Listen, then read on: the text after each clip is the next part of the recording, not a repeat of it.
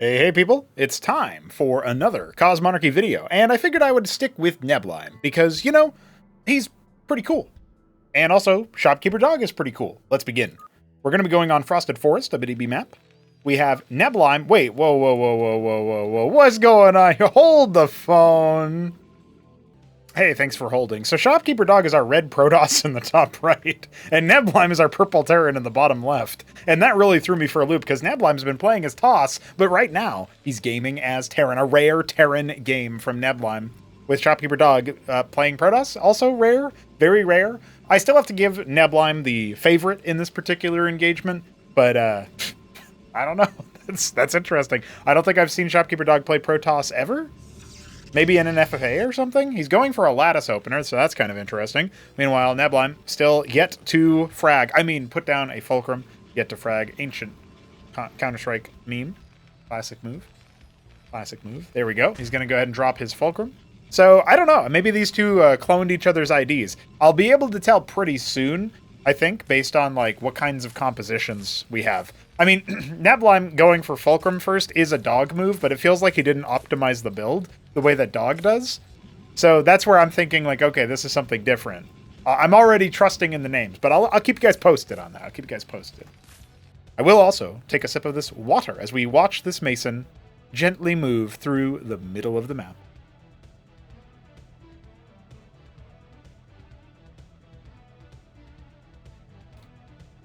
It looks like those doodads are blocking vision or something. Somebody should check for bitty tiles. It's a vassal opener from Shopkeeper. This is definitely Shopkeeper Dog. He's like, I'm going to play Protoss and be the most annoying thing. I hate when Protoss does this to me. Lattice Rogue Gallery. Vassal Kabbalist. I'm calling it right now. It's ridiculous. Meanwhile, Neblime is just like, I hear Goliaths are good. All right. We've got ourselves a game, ladies and gentlemen. So, Cosmonarchy does provide you with the ability to go for vassals early on. It looks like this vassal will be ore blocking onto that Mason. And yeah, that's an option. Good grief, Bitty B. Meanwhile, the vassals are, have forced out a watchdog already. The first Goliath is on the way. Oh, maybe it's Barghest. Is that what he's doing? Is he doing Vassal Barghest? This actually might be Neblime as the dog name. That would be really funny if Neblime is playing as himself. I don't know. There was a thought there. I forgot it. Already going in for Sims. It's going to be a Vagrant first. Okay.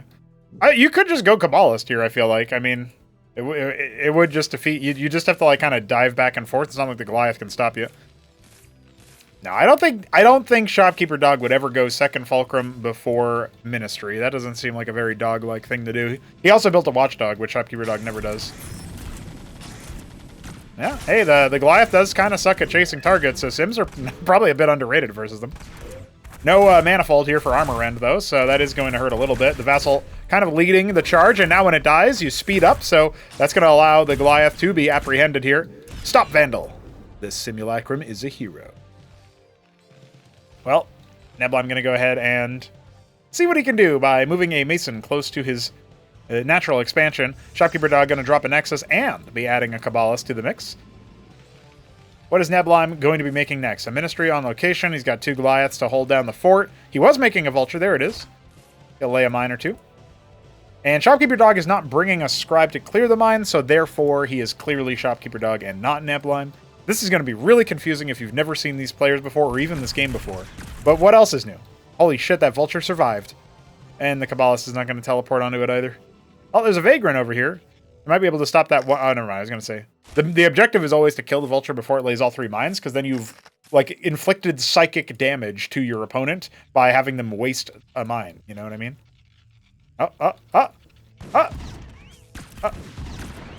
Bopped. Kabbalist is in. He's thinking about it. What do I do? Clearly, I zap that. You cannot save it. You cannot stop it. It will not be stopped. The Kabbalist could be helping. There you go. Dive onto the Goliath. Yeah. Oh, run, Kabbalist. Oh, he was not able to run. I'm not quite sure what happened there, but it feels like Shopkeeper Dog could have done a lot more, and he didn't. Every time the Kabbalist is cloaked, when it then attacks, it breaks cloak, but it also gains 20 damage to deal 60 upfront damage. It doesn't one-shot Masons, but it gets pretty close. I mean, this Mason only had 10 health left, right? So you could have maybe pinched a Vagrant off to kill that Mason, and then bopped the, if he really needed the DPS onto the Goliaths or whatever. He also could have kept bobbing and weaving with the Kabbalist. I did like the synchronized hit there, where he attacked with the Scrap Cobble group of units that he had, and then went straight into, you know, heckling with the Kabbalist or whatever. And so he's kind of like pincering him back and forth. Double Embassy Unitary Union. Dude, I don't think Shopkeeper Dog, I don't think he has builds, but he's creating something glorious. Neblime shaking off his TERRAN Rust by going for a Trojan. 2 Goliath drop. Is he going to do more? Yeah, he can fit more. There you go. 4 Goliath drop. I was thinking whether or not Goliath should be 3 transport space instead of 2. Seems like it would be a good move. We already have a Warden being made, but that's going to be 35 seconds before it hits. Unitary Union will finish. He's got a couple Kabbalah. No, he's just one Kabbalist. The embassy will allow him to make witnesses and such. It looks like he's already preparing for the drop, though. Did he see it with something? I feel like that can't be true. Maybe he's just kind of intuiting it, though. Artisan harvesting from the potential third base there, and Vagrants are already awaiting this 4 Goliath drop. Oh, hey, it's still a 4 Goliath drop, so you got to be careful about it. Vibrance is on the way. Warden does finish in time, surprisingly. Oh, that's very dangerous from Neblime. But he's got Cyclops at the natural, so he still end up bopping some workers here, putting Shopkeeper Dog in the red. And I'm not talking about his color.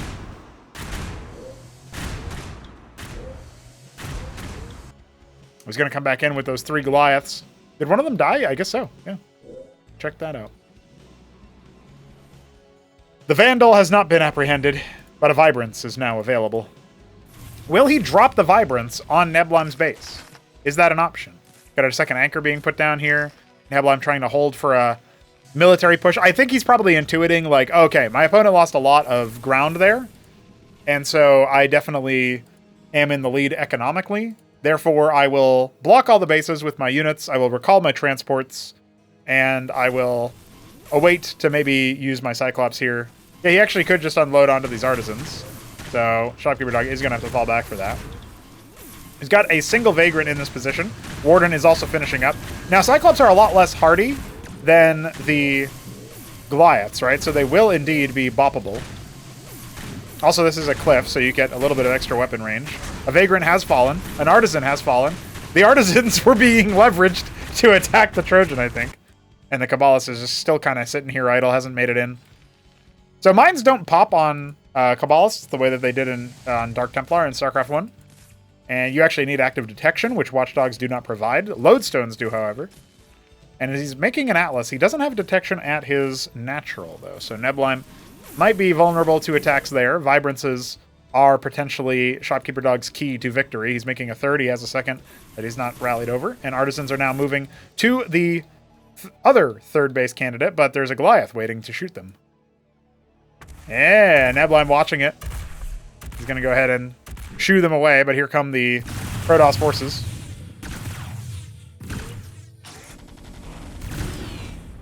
Devastated. This Kabbalist will watch, make sure to easily defeat... What are these vultures here? They got some mines. They could lay some mines, I guess. Mines do not block building placement either, though, so... just can't make it happen. I mean, they trip on workers, so I don't really know how you would block building placement. I guess it would be like TVT. You'd block the building placement, then the structures couldn't land. That might be funny.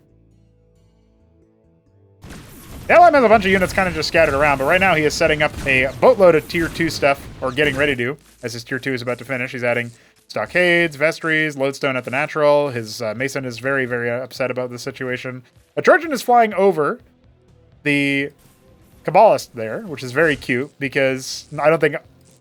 like, Shopkeeper Dog doesn't know it's empty, and Neblime doesn't know Shopkeeper Dog saw it. So he's now moving over here. He's going to be like, damn, this guy's crazy good. How did he know? Because instead of witnesses, he makes Kabbalists. Crucible to empower his Unitary Union, which is now making an Architect. Big fan of that. That's another Goliath cleared. Only one Goliath left. It will be scooped up by this Trojan. Maybe another base soon. I guess you don't need many bases if you make like 18 Artisans. Shopkeeper dog seems to be want to do. Neblime, please, you're killing me. Usually I just don't comment on those when they show up because nobody else comments on them, but now, oh, thank fucking Christ. All right. My man, my guy, Neblime, looking out for the casters. Going triple starport. Is he going to go rotaries as well? Third base on the way. Exiting with a Goliath. We've got Vibrances. We've got Architects. We need another Unitary Union, but he's waiting for the Crucible because he doesn't want to build a pylon. That would be inefficient, you see. I've got to wait 30 seconds for my Crucible to finish. And then I can make my structure. That's more efficient. Wait for it. Unitary Union. That's an interesting building placement as well. All right. Escorted by 2 Wraiths. A Goliath and a Cyclops. The stragglers from the map control era. Going to go ahead and try to pull his workers away. More of them are on the way from a rally. Architect revealed. All right, what else do we got? Endgame automata are starting to linger. Extra rogue galleries make a vagrant, says the chaff. Not a bad shout. Third base being constructed here, and the ministry is finished as well. So what does Neblime want to do? The Kabbalist is here.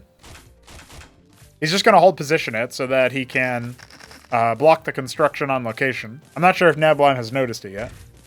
He's just going to add static defense, and maybe this is where he wants to lift his ministry to, I guess. That could be another thing. Rallying Gorgons right now. Oh, the Ant Seal's here! Ooh, nice dodgeball. Ooh, at least he cleared a mine. If he had attack move to teleport onto that Vulture, he would have cleared more mines. Skill issue. We got 5 Vagrants a pop, all around the Crucible. More Architects on the way.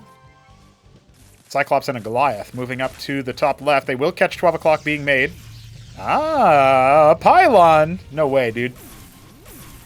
I thought those were a myth. That's the first pylon he's built, actually.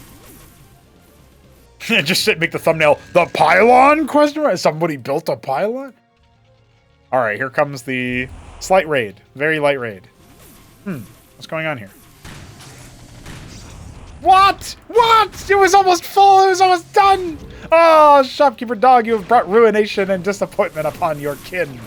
Your hounds. I can't believe he did that. Neblime must be like, damn. I got aura. I just dropped 1 Goliath, 1 Cyclops. He cancels his almost full HP Nexus. That's crazy.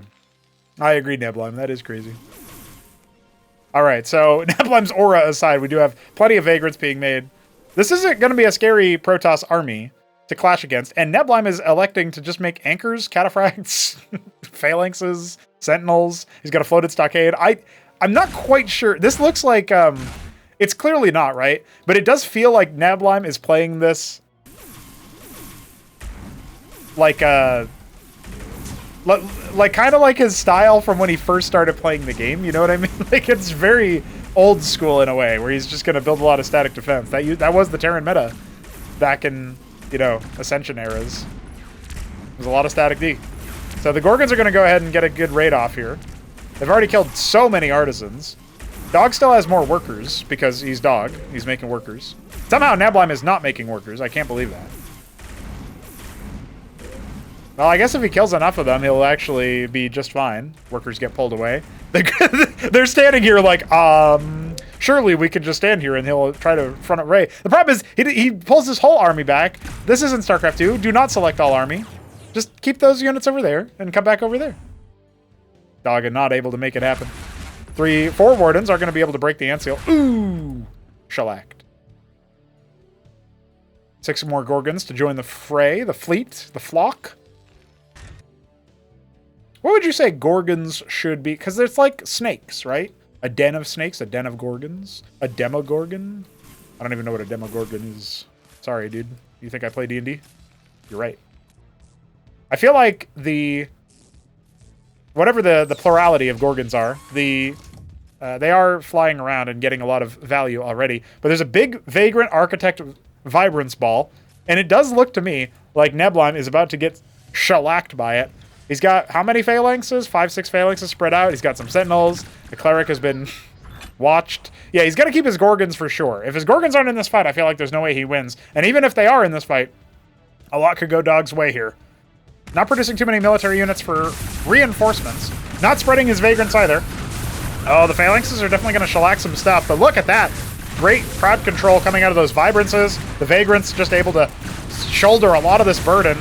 Architects are coming in to siege from the low ground. Here comes the Sentinels to really splash down those vagrants, though. That's making a humongous difference right now. No focus fire really going onto those vibrances, yet they fall all the same. And with nothing to defend from the Gorgons, oh, the Architects are absolutely going to get shellacked. Dog has said before, he thinks it's simple. You just make vibrances to go along with your Gorgons, or with your Architects, and then air gets shut down. But it's not so simple when the vibrances lead away from the pack. I think maybe Neblime kind of baited him in there. It was like, oh, you're breaking through my defensive line. I have 5 more. There's more Sentinels and Phalanxes waiting for him. Argosy coming in to pad out the running time here. But right now, I mean, we only have 2 Architects. I'm not really seeing a lot of ways that Shopkeeper Dog is going to be able to reestablish that. He's actually elected to leave his unitaries idle, and he's just going to continue making vagrants instead. Meanwhile, another Gorgon raid coming. No further artisans have been garrisoned at that position. Even though he's got the 12 o'clock spot, he's losing a lot more workers than Neblime, only down by about 4. Can you believe that? Loses 1 Gorgon for his efforts. Still doesn't really have a 4th base, though. That has to be said. So he's just about depleted in his natural. He's obviously depleted in his main. Hasn't really equipped himself with any additional tech. Certainly no Daedala in his immediate future. He's been keeping his money far too low for that. So maybe he's going to go ahead and try to set up shop in the corners. Because, yeah, I guess that's one thing that you can say about the way Neblime has chosen to play this. He's going to go get himself a long game versus Mr. Dog. But between the Gorgons, Sundogs, the cat, he's got a very big mixed army here, and he's deploying a lot of Sentinels, which is keeping his money low. It's hard to say that it's wrong to do it this way. It's just like he definitely can't attack in with the army that he's made. He hasn't gone for the captaincies to build a lot of those bio armies. He doesn't really reinforce with a lot of healers either. He's got some shamans. Big saturation here happening over in that direction. Yeah, I think in this position, a couple less Sentinels, a couple more Ministries might actually take the cake for him. He hasn't capped his geysers either. That's a big deal for his gas income. Gorgon's coming in to do a little bit more heckling. The Artisan's not really going to be able to get too much done over there. Very surprising to me that Shopkeeper Dog hasn't built something to deal with this. I mean, the engram is by itself not going to be able to finish the job, especially with Neblime artfully splitting most of his Gorgons, so nullifying the damage. Didn't target the central stack there. Gorgons are powerful enough, you might as well just, like, right-click the Architect on the way out, too. Honestly, just trade, like, 1 Architect to kill, or one Gorgon to kill 1 Architect. Pretty wild. This is a very awkward position to actually build anything in, right? I think this blocks building placeability. I could be wrong about that. But obviously, I mean, even if it doesn't, sorry, my pylon field doesn't reach there. I'd have to make a pylon. I will never let the Protoss live this down. I will let every scribe burn before I make a pylon. Neblime is going to come in here with 9 Sundogs. Some of them are revealed. What's the reaction here as the Gorgons come in for another raid? A Solarian reveals itself. This is going to be too much for the Gorgons to deal with, but they will break down some of those stewards. Problem is the Sundogs are already here, and they are going to nuke down that Crucible in record time. Maybe go after the Argosies. Oh, one of the Solarians was almost finished, and that Argosy is going to fall. Only now are the Gorgons fully routed and destroyed, but they gave their lives for a very worthy cause, it seems, as Neblime is going to shut down both of those analogs, or both of those Argosies, rather. And I say analogs because that's exactly what Neblime needs right now. Except Neblime is not Protoss, so I'm wrong again. Here we go, focusing down. He's face-tanking Sundogs with Solarians. Almost loses that one. The air toss is not going to have anything to say about air Terran. Solarian's going up in smoke. All he's left with are Vagrants. That's all he's got. He's got Vagrants, and he can use his Artisans to try to kill them. That's it. That's all he's got. Well, Shopkeeper Dog now knows firsthand that you can still go air units versus Protoss, apparently. GG is called. It is conceded. And Neblime has our thanks, apparently, according to that one Vagrant. Well, GG's, lads. We saw a very different game. I've never seen those two play that matchup in reverse. I've seen plenty of Neblime versus Dog, PVTs. I've never seen a Neblime versus Dog TVP. I'm not sure I needed to, but it was entertaining, right? Was it not? Leave it in a comment. Let me know what you think. As of right now, we got to see a little bit of the action-packed value that the Unitary Union can add to your Protoss comp. Definitely need to work on the positioning and parrying those air raids. Big deal there. Drops and air raids. That seems to be the name of the game. Join us tomorrow for another Cosmonarchy cast. GG. We'll see you soon.